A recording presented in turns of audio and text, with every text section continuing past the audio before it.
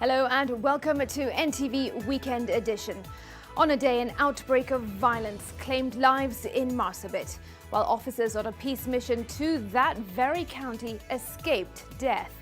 And today, the coronavirus death toll hit the 100 mark in the country.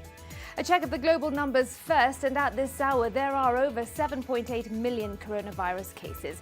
430,113 deaths have been recorded. Here on the continent, we've got 229,049 infections, while 6,120 people have died. And in the USA, there are over 2.1 million cases and 170,090 deaths. Kenya's numbers in just a moment, but first, these are the highlights.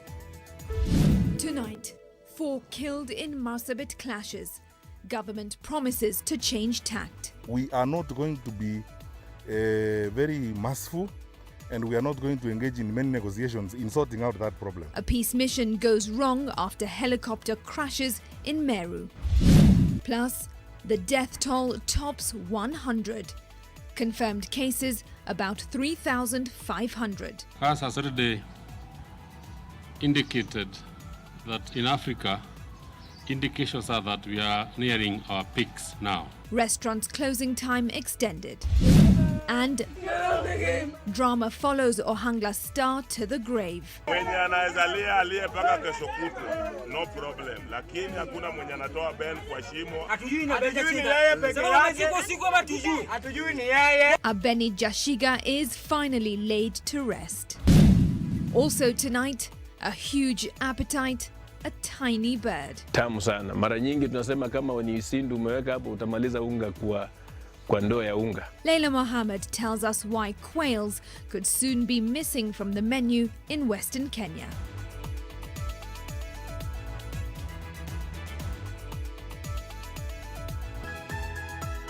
This is Weekend Edition with Smriti Vidyarthi. Thanks for joining us and welcome to the broadcast. David Agondoa is our sign language interpreter tonight. 4 administration officials and 2 pilots escaped death when the helicopter they were traveling in crashed early this morning in Kiade, Meru County. The officials were on their way to Marsabit for peace talks following latest clashes between communities in Marsabit and Wajir counties. All 6 escaped with minor injuries, but the crash was no doubt a huge dent on efforts to restore peace in the deathly ridges of Marsabit. NTV's Melita Oletenges begins our broadcast.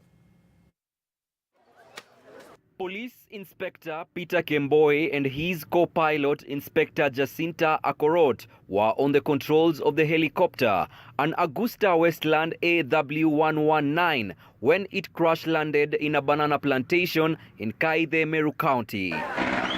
Eyewitnesses say the plane swayed for about 15 minutes in the ghastly weather before it came crashing down. Nikasikia hiyo ndege vile inaenda ndio inabadilisha hiyo sauti, kuangalia juu huku nikaona hiyo ndege kukakaa, hiyo ndege nikasikia imeanguka. Vile hali ya hewa labda kulikuwa na makungu kiasi.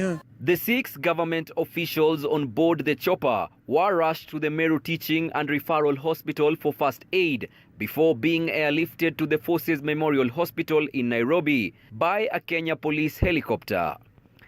Interior CS Fred Matiang'i was among those at Wilson Airport to receive them. 4 of them, not very critically, they're out of danger. They have been flown to Nairobi. One of them, our regional commissioner for Eastern, Mr. Isaiah Nakoru, is critically injured. He has been undergoing a procedure at the hospital, but we have been told, thankfully, that his condition is stabilizing. For the pilot, Peter Kemboi, it was a bright moment as he reunited with his waiting family after such a dark day following the close brush with death. Eastern Region Commissioner Isaiah Nakoru, Police Commander Lydia Ligami, Regional DCI Boss Jonah Kirui, and NIS Coordinator Gilbert Magut were heading to Marsabit for a peace mission when the chopper they were traveling in crashed. The Kenya Civil Aviation Authority is now investigating the cause of the crash. We had 2 aircrafts We sent one to Garissa to pick the Northeastern Regional Security Team and one to Embu to pick the Eastern Region Security Team. So our colleagues from Garissa arrived at the destination safely. Our colleagues from Embu did not make it to the site because of the accident that took place. The 4 officials were in Embu yesterday, putting together the final details of their mission to bring together the feuding communities in Marsabit and return stolen animals to their owners. Tumeweka mikakati ya kuhakikisha kwamba tabia hii ambaye haifurahishi ni lazima itatuliwe, ni lazima wale ambao wanachochea watu wapatikane. The conflict has claimed nearly 20 lives in this past week. Melita Oletenges, NTV.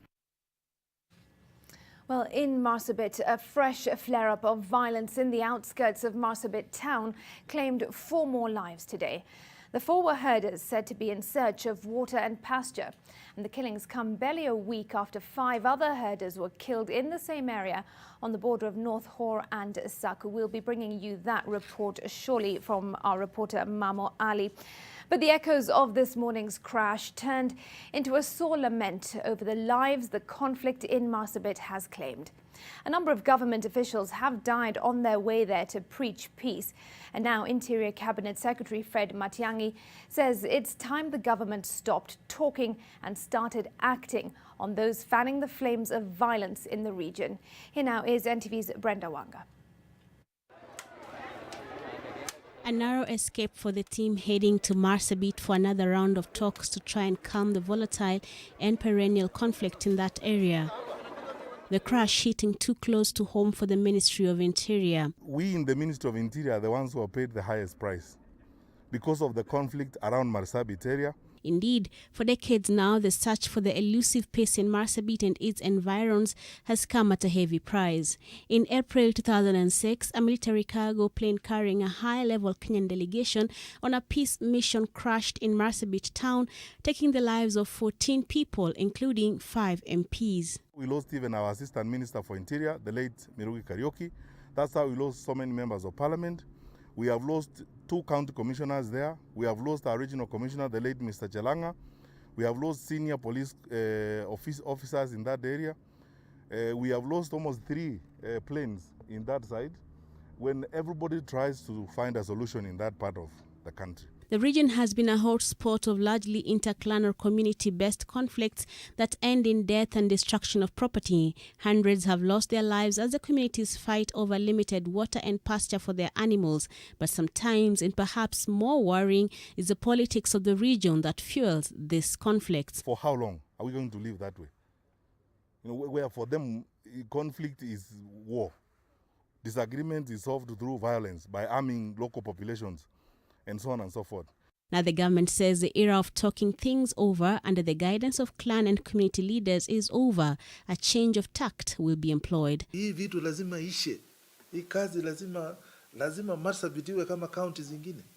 We are deploying and we are beginning now a very stiff effort to bring about sanity on that border.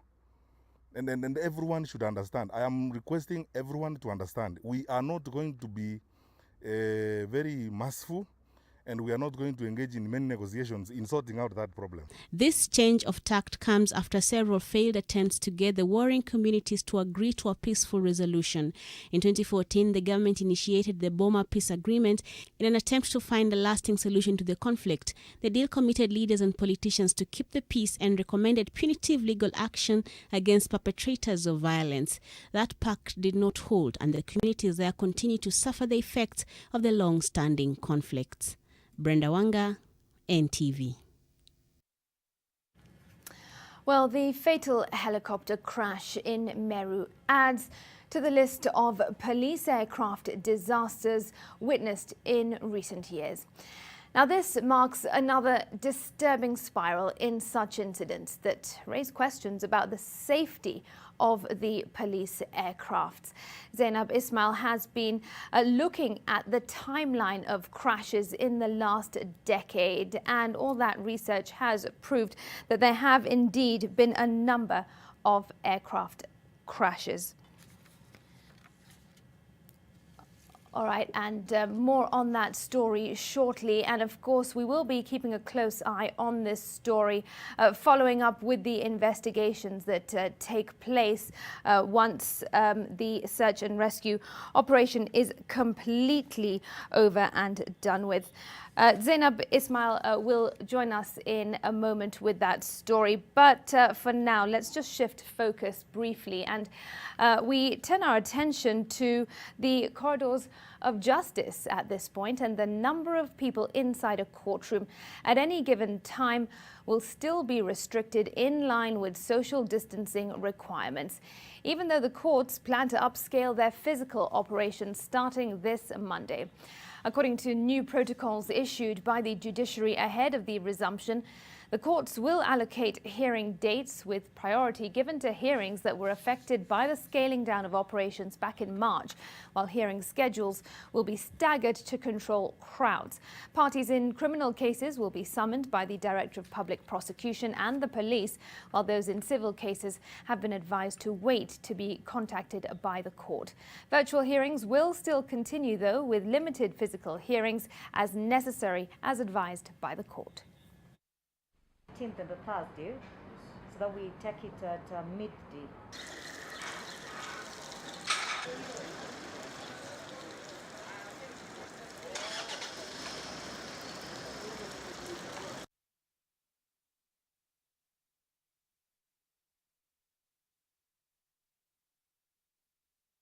Colleagues taking is actually engaging.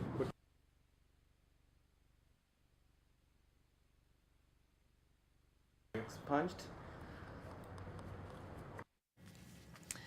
All right, well, let's just take you back now to that fatal helicopter crash that occurred in Meru. And as I mentioned, it does add to the list of police aircraft disasters witnessed in recent years. Now, this marks another disturbing spiral in such incidents that, of course, raises the questions about the safety of the police aircrafts. Now, Zainab Ismail joins us with a quick look at the timeline of crashes in the last decade. Now, on the 10th of June 2012, the Eurocopter AS-350 crashed on a hill, killing all 6 people on board. Among the fatalities were Kenya's Interior Security Minister George Saitoti and his Assistant Minister Joshua Orwa Ojode. Well, on the 8th of September 2016, a twin-turbine engine helicopter valued at 2.2 billion crashed at the National Youth Service facility in Ruaraka. 3 police officers and an engineer were injured, with sources indicating that a technical failure might have caused the accident. Now, this raised concern that the government might have bought a faulty aircraft. Now, this newly acquired aircraft at that time, by the way, was also an Augusta AW139.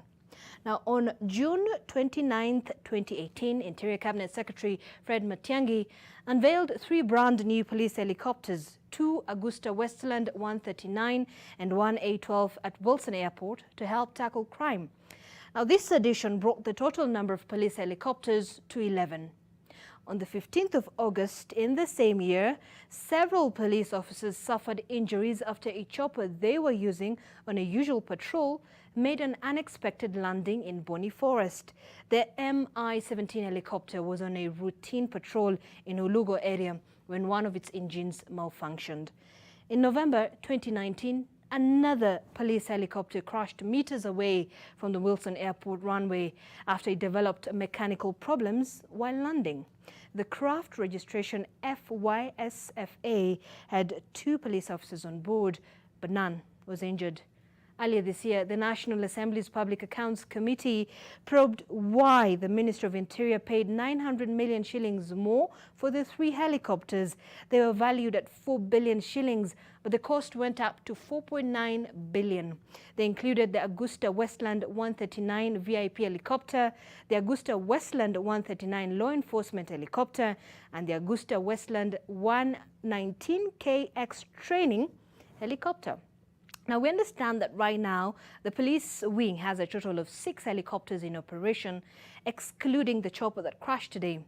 2 of them are used in the VIP wing.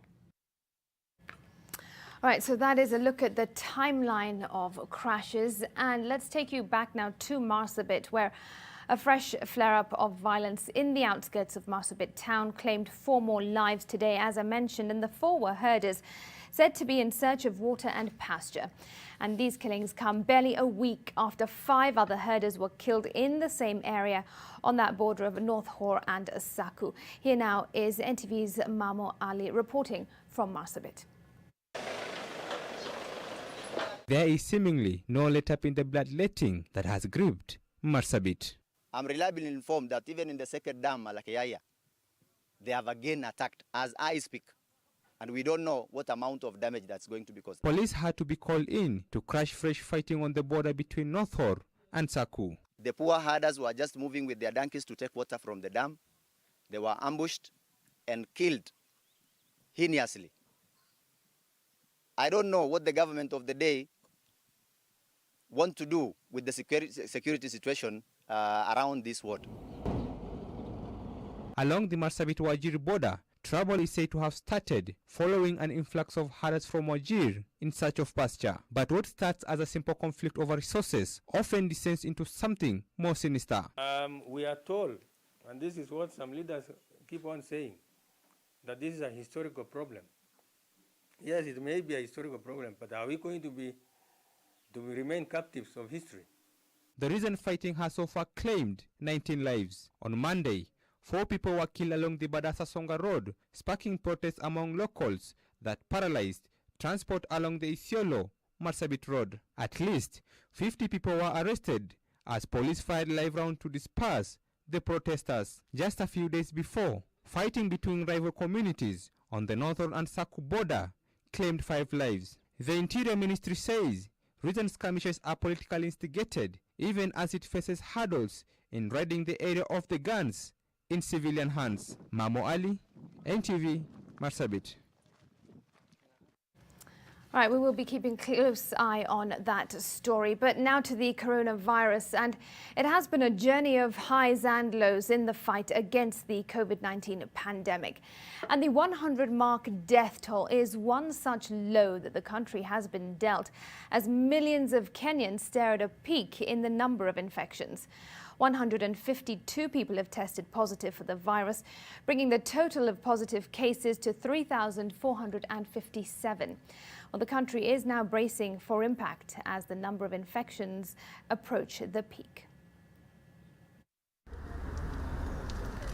The Center for Disease Control earlier stated that wearing a mask may stop those with COVID-19 from unknowingly spreading the virus.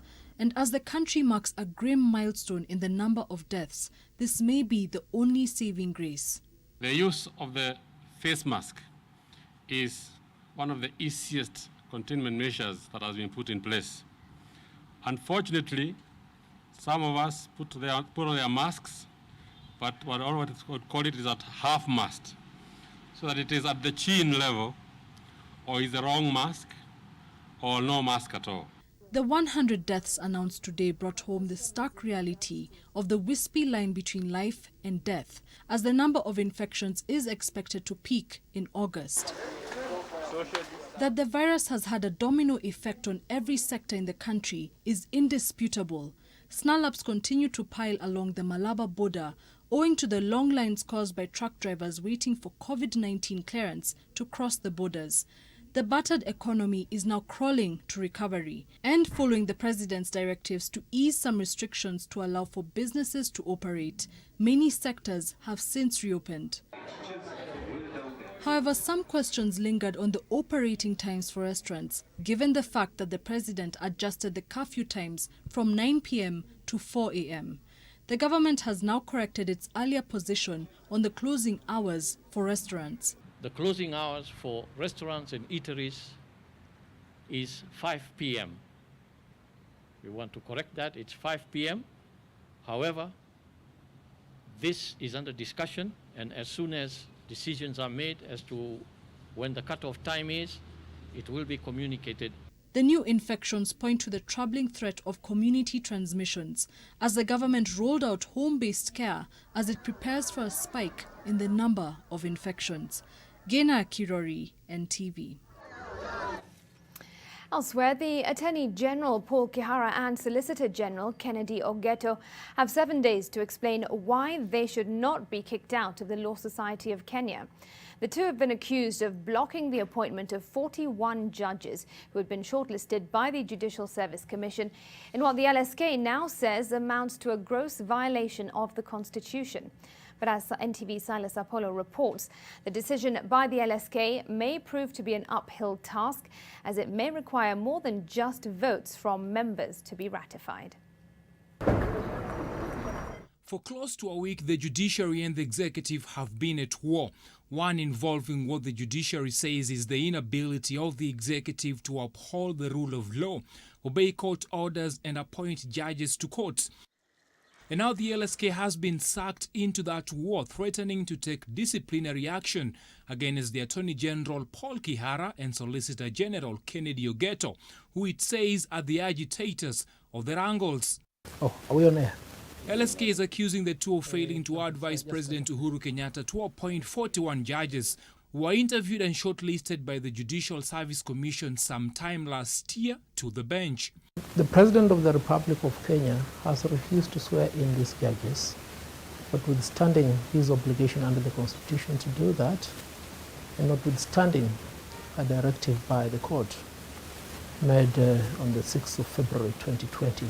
LSK says the two senior-most legal advisors to the president have violated close to 31 statutes which they swore to protect, including a promise to protect the independence of the judiciary and live up to the vows they took while assuming the responsibility of advocates.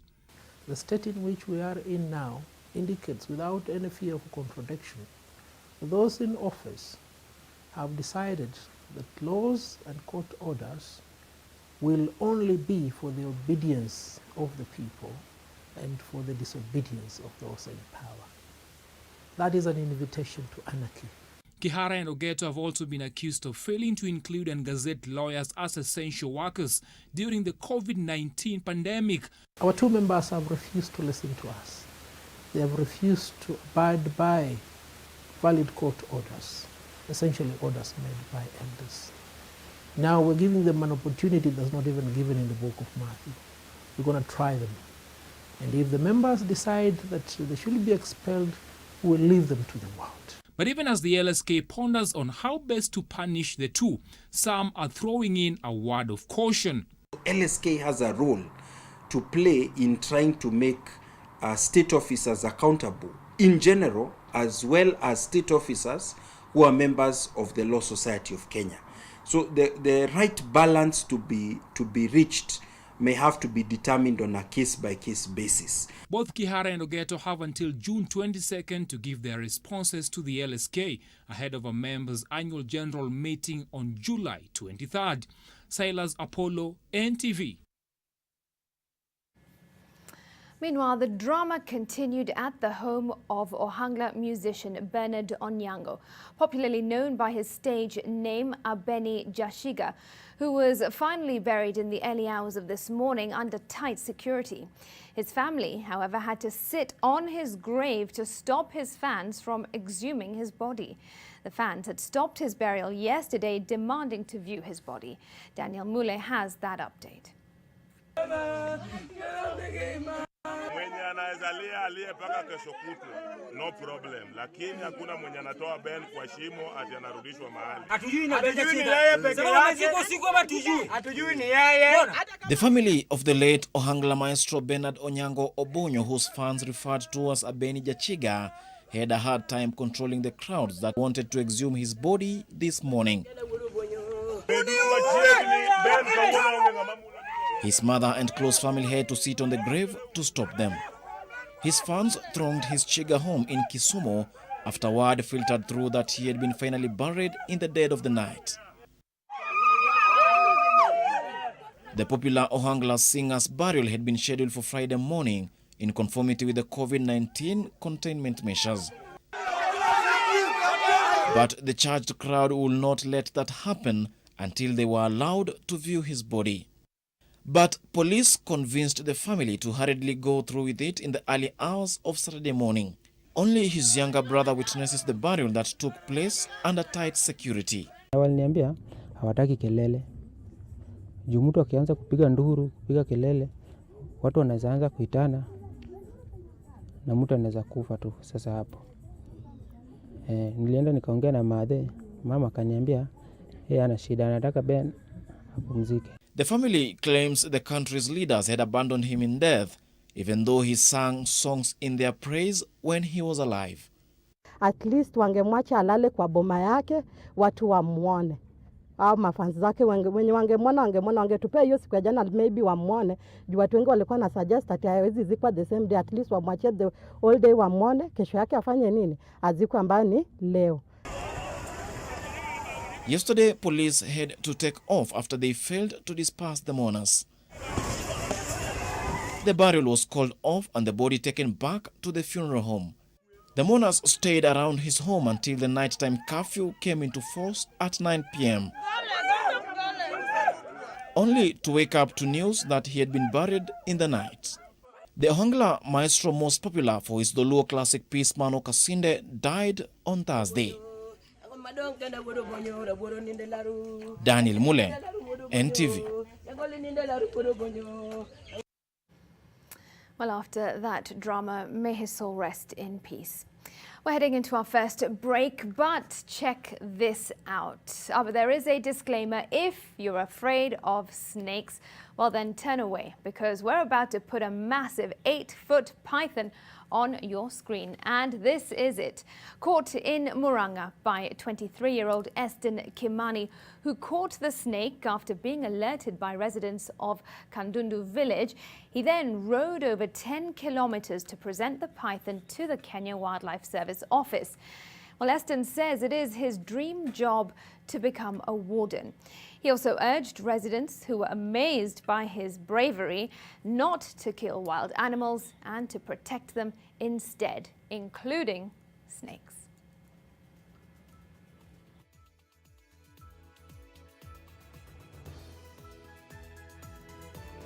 Well, what a hero he is. Good on him.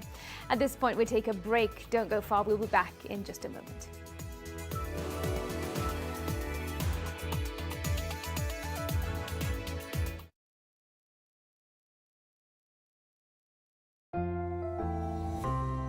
The risk of illness causing germs is increasing. It is believed that the coronavirus can remain on surfaces in your home for up to 9 days. Touching infected surfaces is one of the ways in which germs spread. Regularly disinfect your floors, countertops, and kitchen surfaces with bleach. And use an effective toilet cleaner inside and outside your toilet bowl. This message is brought to you by Medifacts, JIG, and Harpic. Like every mother, I'm worried about dangerous insects, especially mosquitoes, which spread diseases like malaria to my loved ones. This year, I'm not afraid. I'm using Mortein Doom. Mortein Doom All Insect Killer provides protection in seconds. Not even a single mosquito is spared, because even one mosquito bite can cause malaria. Mortein Doom provides protection in seconds. My whole life is in my phone. Niko na simu ya baba. Niko na simu ya baba.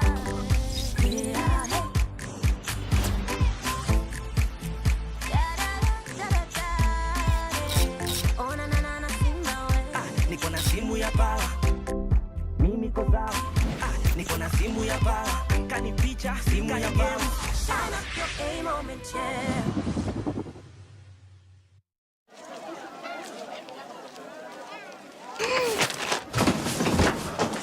Do your gums hurt? Yeah. Does your toothpaste contain sage, eucalyptus, myrrh, chamomile? All that in one toothpaste? Yes, try Colgate Herbal. Colgate Herbal contains nature's best herbs and Colgate's fluoride technology to give you strong teeth and healthy gums. Ah, Colgate Herbal. Let's go. Colgate Herbal for strong teeth and healthy gums naturally. What makes a Kenyan dental mom powerful? I encourage my kids to learn new things, and if they get hurt, I rely on the power of my Dettol's One Capful. To fight germs, it's like my own first aid kit. My family needs protection from germs. I use the power of Dettol's One Capful to disinfect surfaces and clothes to keep them clean and safe from germs. I trust the power of Dettol's One Capful for bathing. The power of Dettol's One Capful protects from up to 100 illness-causing germs. Dettol, Kenya's #1 antiseptic for fighting germs. Become a powerful Kenyan mom with Dettol. Be 100% sure.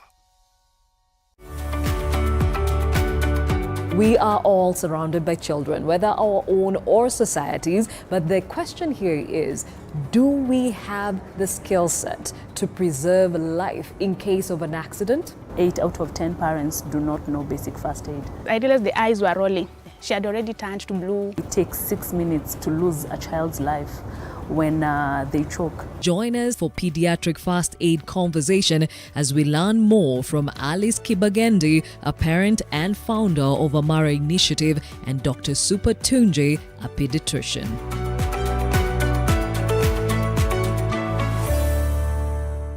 What comes to your mind when you think of the perfect home for your family? Victory Gardens offers exactly that and much more. Call us today on 0790 300 300 or visit www.optivan.co.ke.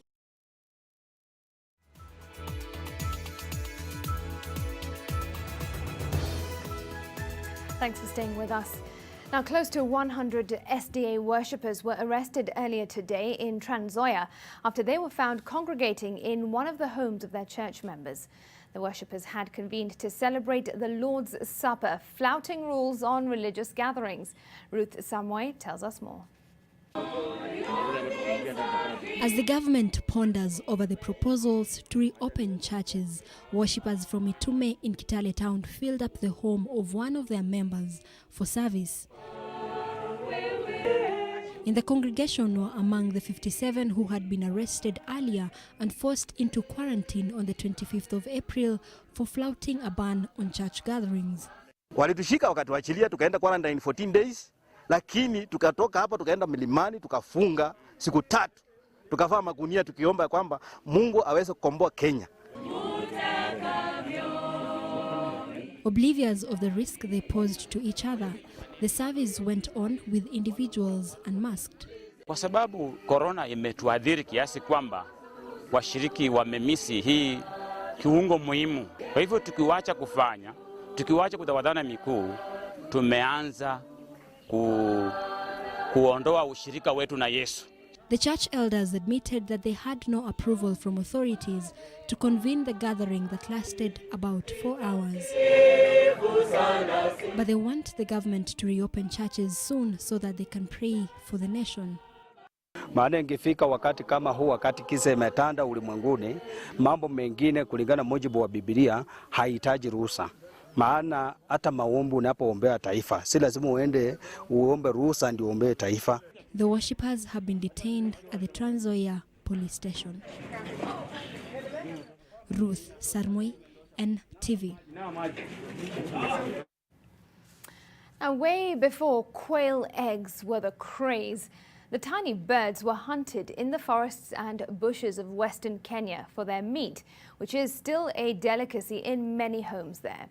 But as Leila Mohammed found out, the birds, which were once in abundance, have declined in number over the last decade, all due to drastic changes in the climate. And those who hunt them now hope that the environment is better protected to save their lifeline. Baskets carefully stacked on a long road make up part of the landscaping decor at this home in Huisero, Kakamega County. But they serve an even more important purpose. The owner, Simon Amasimba, has been hunting quails for half his adult life. He preserves the birds here. Kiangalia kuna alama nyeupe hapa. Inaonyesha hiyo ni ya kike, ya kiume. The delicacy, known locally as isindu, has been a feature of many dinner tables and sustains his family. Unlike chicken, the birds cannot be allowed to roam about and fend for themselves. Kifika saa 5, inatolewa hapa, inapelekwa nyumbani, inaenda kula. Kama hakuna dalili ya kuonyesha kuna ingine bado iko nje. Inawekwa sasa, ikikula inapelekwa kwa nyumba, nayo usingizi ilale usingizi kidogo. Mpaka tena saa 9 hivi ndio unatoa uweke kwa fumbi hapo, kama ni kuoga ioge, uweke kwa nyasi hapo, kama ni kula ikule. Ndio ikifikia saa 10 tena unaweka kwa chakula yake tena ikule.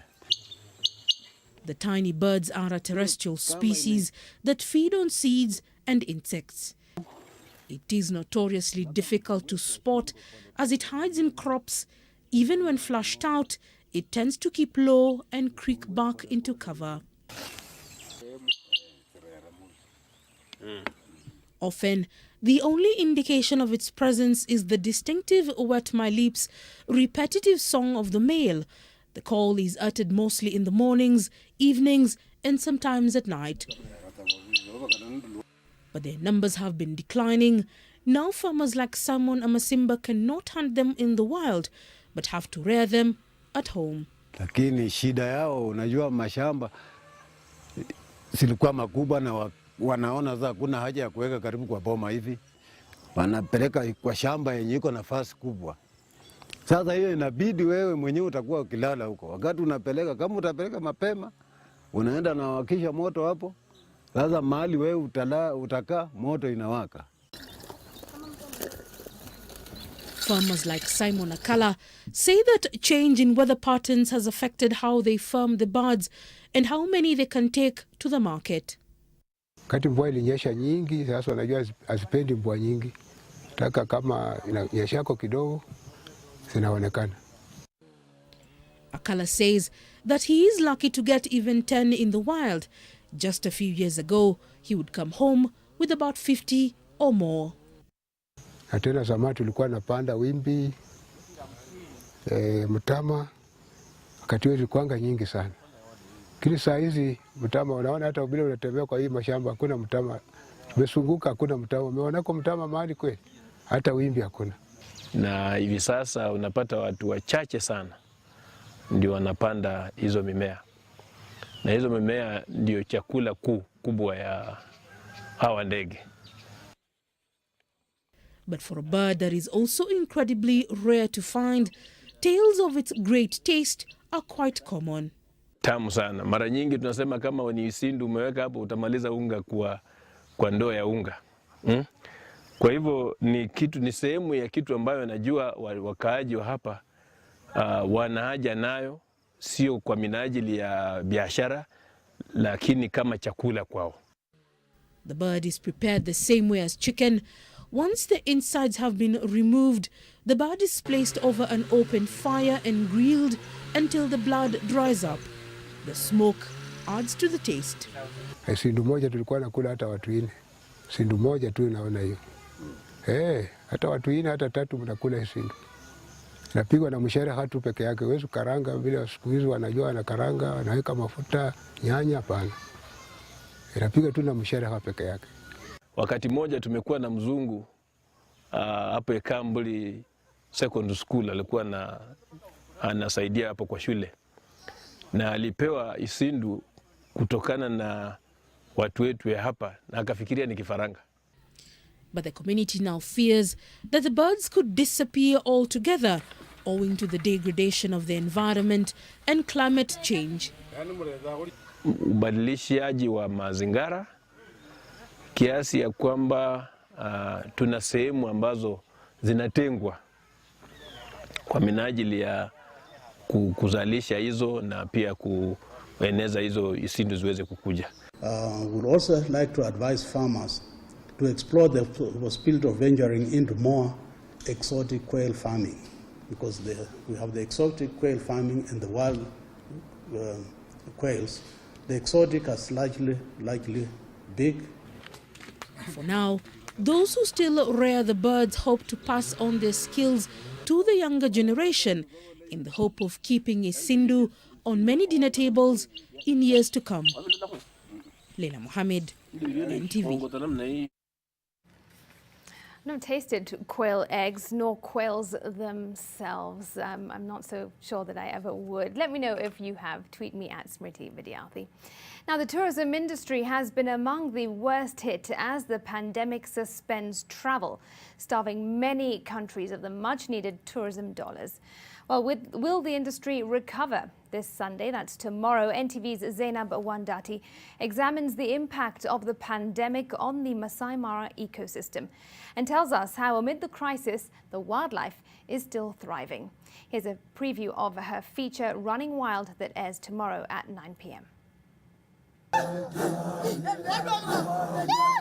I can say now, if you go to the Mara, you'll have an explosive game drive. The best scenery ever. Sisi ni watu wanategemea wasungu.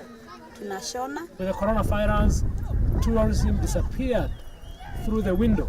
All the lodges, camps, tourist facilities, safari services just collapsed. Kwa siku nilikuwa tengeneza hata kama 5,000 hivi. Penye hatuna wasungu, tunategemea msaada. Leo tuko manyumbani wote kwa sababu ya coronavirus. There has never been a time like this in the history of the Masai Mara game reserve.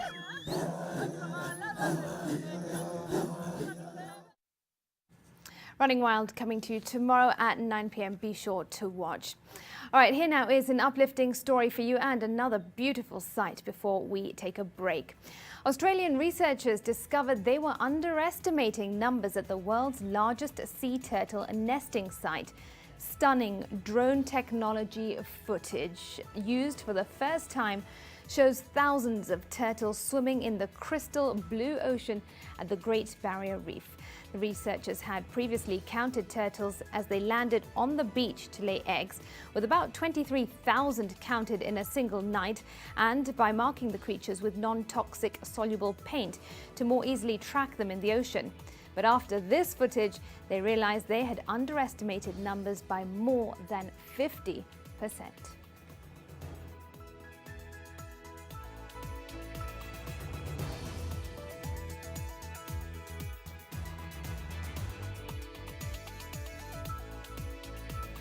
Absolutely beautiful. At this point, we're taking a breather. Stay with us.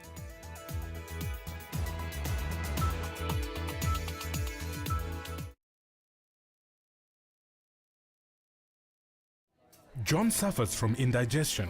His twin James suffers from heartburn. Sometimes it's the other way around or both. That's why they use Gaviscon Double Action. It soothes within 3 minutes and lasts up to 4 hours. For double relief from heartburn and indigestion, Gaviscon Double Action. If symptoms persist, seek medical advice.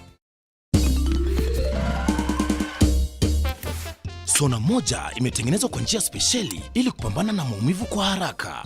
Sona moja ina aspirin kama kiungo. Sona moja, kitulizo kamili. Maumivu yakizidi, pata ushauri wa daktari. The Kenya Film Commission is glad to announce that the third edition of My Kenya, My Story mobile phone film competition received over 250 submissions. The call for submissions closed on the 3rd of June 2020. From the submissions, 20 top films will be shortlisted for public voting. You are encouraged to watch and vote for your favorite short film, which will be done by the Kenya Film Commission YouTube platform. The winner of Best Short Film will walk away with 200,000 shillings, while the first and second runners-up will receive 150,000 shillings and 100,000 shillings respectively. Voting runs from the 16th of June 2020 through to the 26th of June 2020. The winners will be announced on the 30th of June 2020. Kenya Film Commission. Film Kenya, Capture Africa. Kwa majina mimi naitwa Martha Mwaijacho. Before niende training, Kenya ambacho nilikuwa nikifanya mtani, nilikuwa nikihustle nilikuwa nikiuza viatu vya Kiswahili. Nilijua na toolkit kupitia Big Ship ambayo inatoka Mikinani. After that toolkit ndio ikatupeleka Nita. Nikaitwa nikaenda Agol. Nilipoanza Agol, I got myself interested with scaffolding. Kaanza scaffolding, I was the first lady. There was some challenges I used to pass through. Nilikuwa nikiambiwa nibebe materials, but kivyangu mimi nikajitia moyo nikasema no, sitakuwa mtu wa kubeba materials. nitakuwa mtu nataka kukua fundi. Right now I can go to 16 meters. I can walk. I'm ready for everything.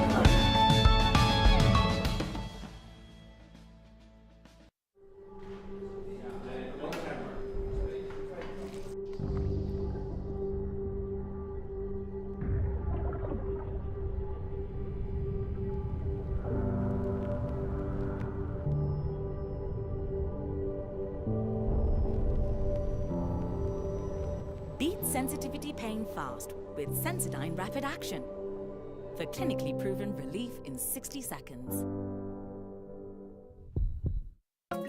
Kenya is on the rise. It is powered by you. You are innovative. You are passionate about the future. At Stima Sacco, we are a reflection of you. We are a stable, financially sound institution providing tailor-made services to add value to your life, time and money. We are guided by your aspiration. We are Stima Sacco, a true reflection of you.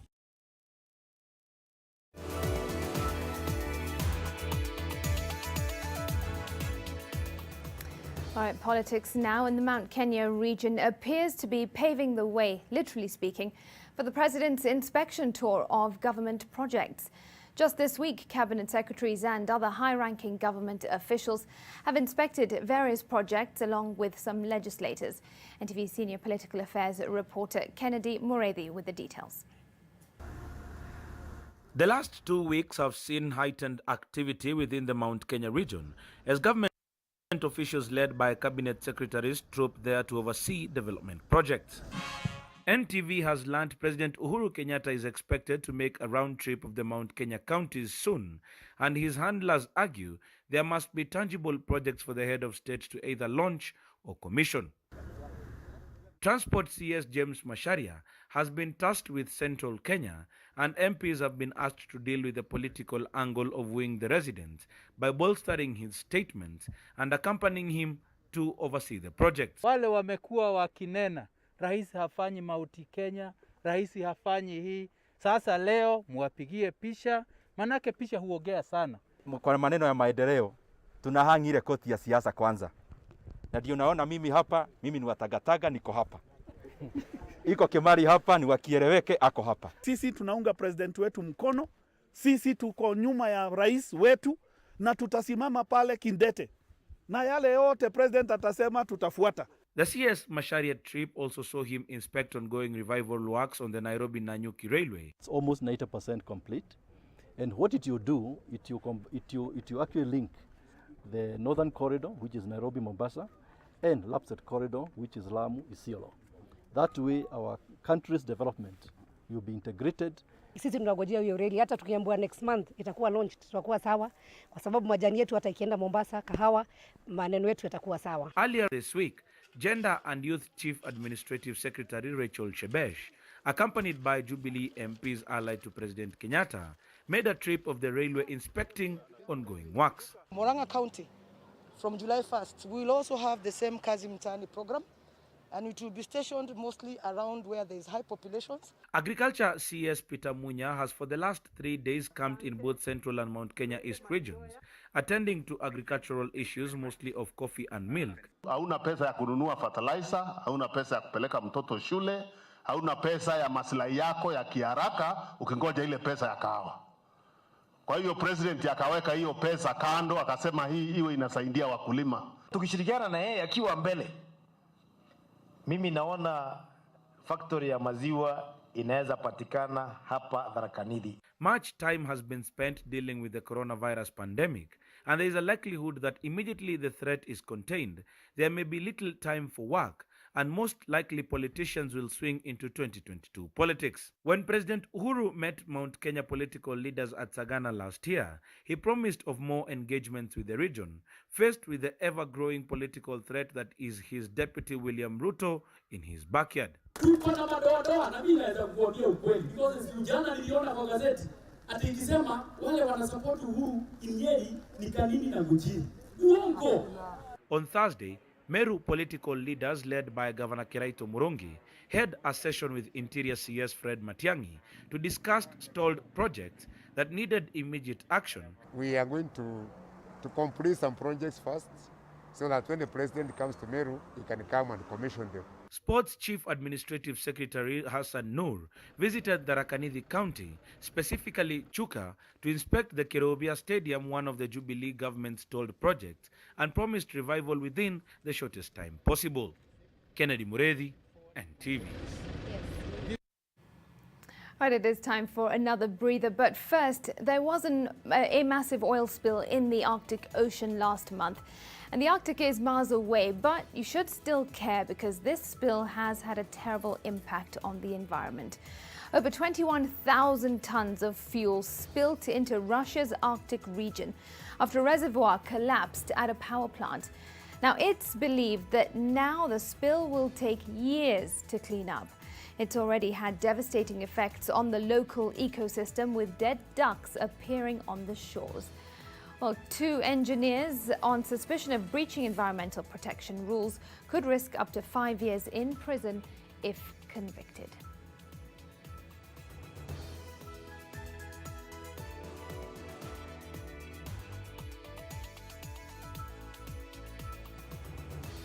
Well, from that, we take a break. More when we return.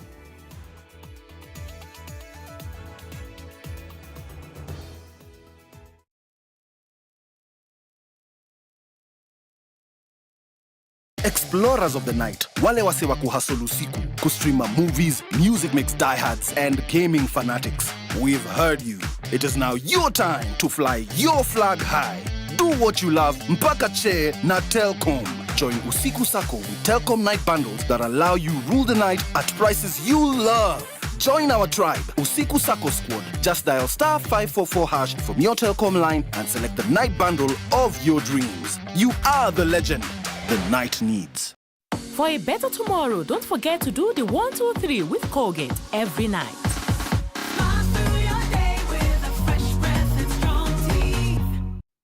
I'm here for small biasharas, in my hood or beyond. I'm here for my customers, who are sought every time they come through. Put your business on the map with Visa. Where you shop matters. The county government of Nyeri, with the approval of His Excellency Governor Mutahi Kahiga, has granted a 100% waiver of accrued interest sums on outstanding land rates effective 19th May 2020 to 19th June 2020. With a cashless system, obtain your invoice from respective sub-county offices and make payments through accounts held at Cooperative Bank or Kenya Commercial Bank, Nyeri branch, using account numbers on your screen, or M-Pesa Paybill 191900 and get your official receipt.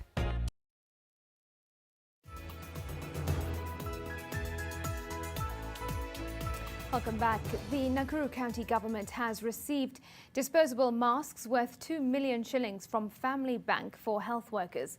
Speaking while handing over the donation, Family Bank Chair Wilfred Kiboro encouraged local companies to support government efforts during this pandemic.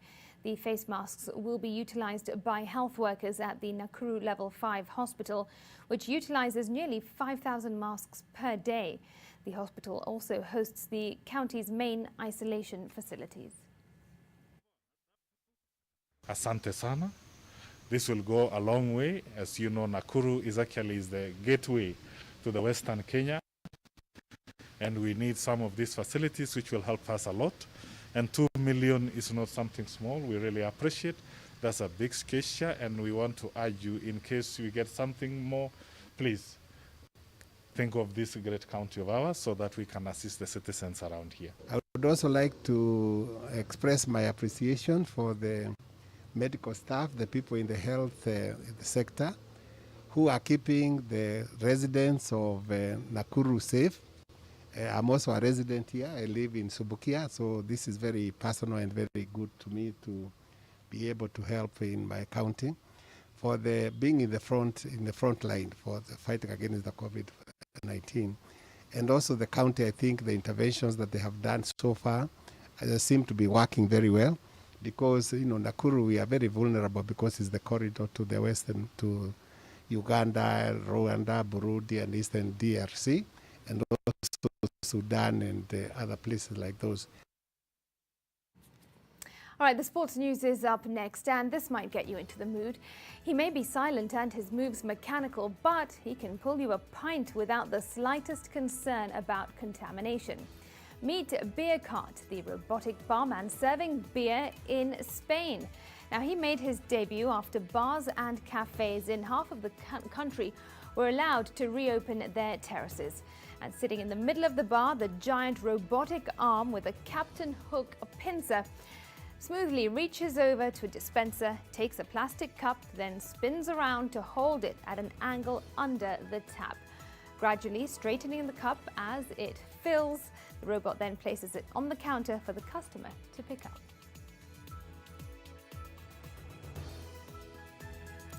Pretty cool. Sports with Brian is coming up.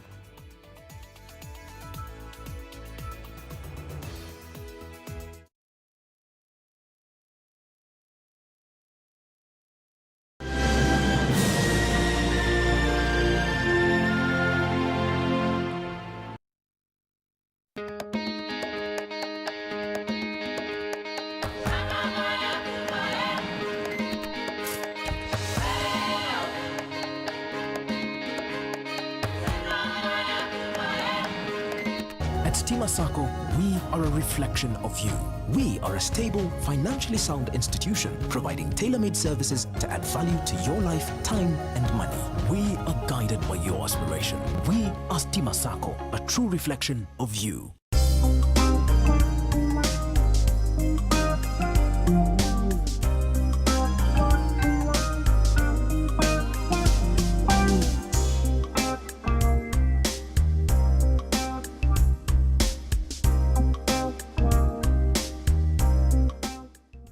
This new pack is available in all leading supermarkets and outlets. It's still the same flour. Pembe yangu ni poa.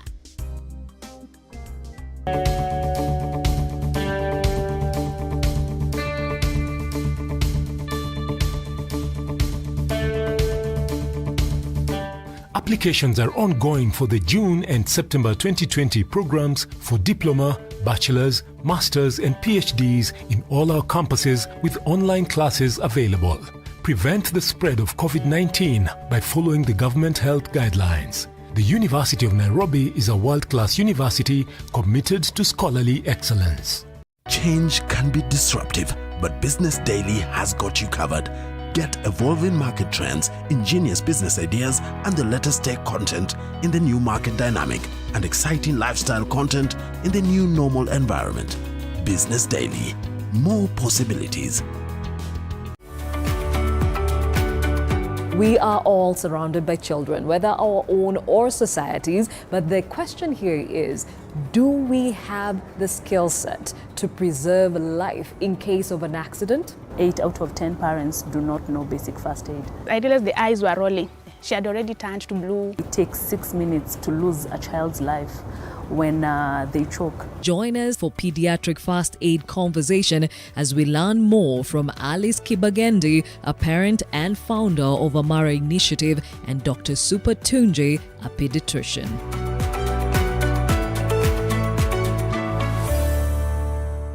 What comes to your mind when you think of the perfect home for your family? Victory Gardens offers exactly that and much more. Call us today on 0790 300 300 or visit www.optivan.co.ke.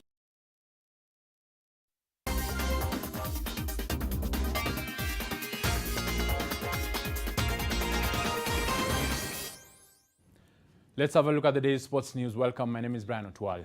Making the Olympic team is always the ultimate goal of every athlete, but making an Olympic team twice to represent two different countries might be well outside most athletes' imagination box of possibilities and fantasies. But for Sally Jepkosgei Kipyego, the 2012 10,000 meters Olympic silver medalist, no dream is too big to achieve. Our reporter Steve Keter caught up with her in her home in Uasin Gishu County and brings us the story of the Kenyan-born American athlete. It's Kipyego of Kenya.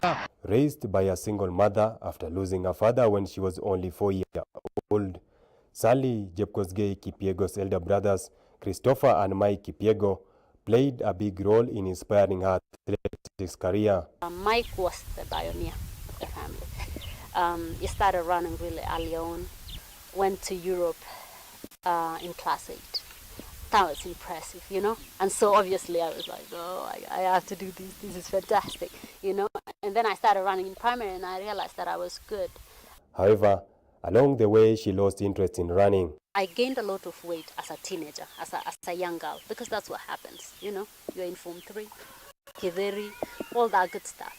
You gain weight. So I gained a lot of weight and I thought, I think the running is over. I think we're done. I think I'm not going to run. So I thought, I'd rather focus on my academics at this point because I don't think the run is going to happen. But as fate would have it, just after finishing her secondary school, she secured an admission to Texas Tech University in January 2005. Her previous excellent running records, backed with her good academic performance, playing a major role in securing the scholarship. It was then that her athletics career shaped out once again. I developed really well in high school, in college. There was no pressure. I was doing well. I was winning, but running 16 minutes, 17 minutes, which was fantastic for development. And then by the time I graduated, I was running low 15s. She grew into a formidable athlete, winning a number of races, among them rising to become the nation's top collegiate female cross-country runner at the National Collegiate Athletics Association for her college. She won silver for Kenya in the women's 10,000 meters event at the 2012 Olympics after her first silver medal at the 2011 World Championships in Daegu, Korea. In January 2017, she acquired US citizenship. Now she is looking forward to racing against her long-time Team Kenya friends. It's like racing against your friend, but at the same time, obviously, you're competitors. The difference is that we'll be representing two different countries. Sally, a trained nurse, urged Kenyan athletes to consider diversifying. This notion and this narrative that says athletes are just runners, shut up and run, that is such a lie. We can do more than that. And I think we should encourage our young people that if you can do something else, if you're a good student, be a good student. You can be a good student and a good athlete at the same time, you know? While at it, she urged for clean running. Taking drugs is stealing, period. It is stealing. Someone else is doing so much work and you somehow want to take shortcuts to be able to get that glory, and yet you haven't done the work. Having trained in US and Kenya for a long time, Sally points out the disparities in sports management between the two countries. They invest in their facilities, and I think the culture and the country itself understand that sports is really important for development of a culture, of opportunities. With the Olympics Games postponed due to the coronavirus pandemic, Sally, a mother of one, spends most of her time with her family while doing his training with the help of her husband. I wake up at 6 in the morning and I do my morning run. Even if I have a workout, I'll do it in the morning. And then if I have to do a shakeout, I'll do that one at 10 a.m. and then I'm done for the day. Steve Keter, NTV Sports, Eldoret.